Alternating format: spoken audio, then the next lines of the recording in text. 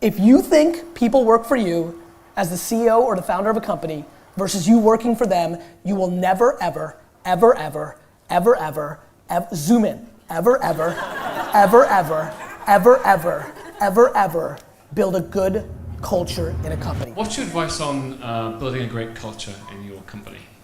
I've got a lot on this. And honestly, this is probably the place where I can see myself going more and more, because soon Vayner's really, really, really gonna be big, and it's gonna be really because of this, and then I'll feel confident that I'm allowed to talk about it. I've started talking about it a little bit because we're starting to get big. Are you the partners, CEOs, like is it your business? Yeah. First and foremost, you have to realize in a real way, in a non-bullshit way, that you work for them. If you do not do that, you've lost. If you think people work for you as the CEO or the founder of a company versus you working for them, you will never, ever, ever, ever, ever, ever, zoom in, ever, ever, ever, ever, ever, ever, ever, ever build a good culture in a company. That is number one. Got it? Number two, you have to realize that there is no blanket rules. Everybody in your company, how many employees do you have? 330. 330. Great, nice number. You have to micromanage 330 people's wants, ambitions, and needs on an everyday basis, predicated on what else is happening in their lives, day after day, month after month, year after year. What that means is, he may be motivated by money. I love when people are like, millennials are so zen. And I have millennials who literally rather work an extra 20 hours for $6 more. And so like, you have to figure out what drives them. Is it money? Is it work-life balance? Like, are they a huge, Chelsea fan and you buy them random tickets when they aren't looking and then they're like, oh my God, you actually know something about me? You think I pay attention a lot to you guys? I fucking stalk the shit out of my 650 employees on social media.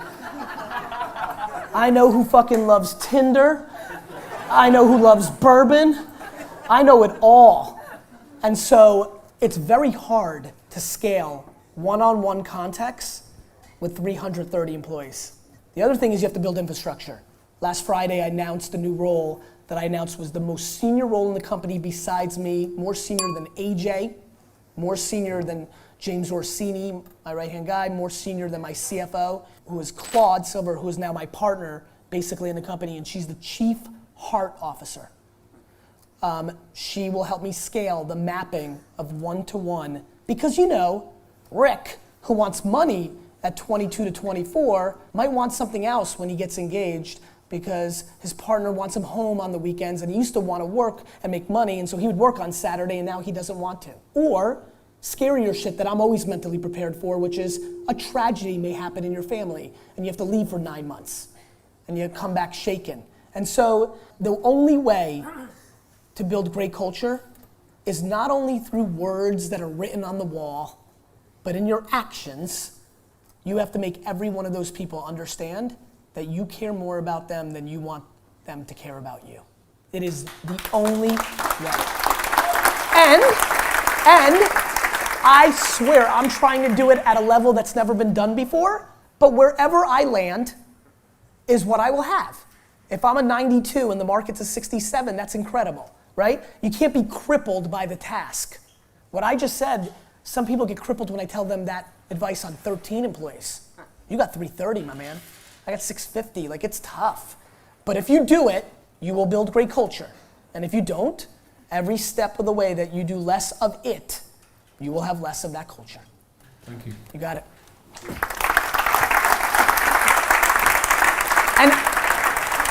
And it's about allocating the dollars to the right things. One of the best things I do is the most talented people in my company, if they are not bought into being the bigger woman and bigger man in every situation, I don't care if they're the number one salesperson, the best creative director, they're fired, right? And you have to be religious about that. The second you let somebody get away with something, you will lose. And then meritocracy. We started the company with 8 of AJ's friends. Some of them are the number 10 most important and well-compensated employee, and some of them are number 387. Meritocracy.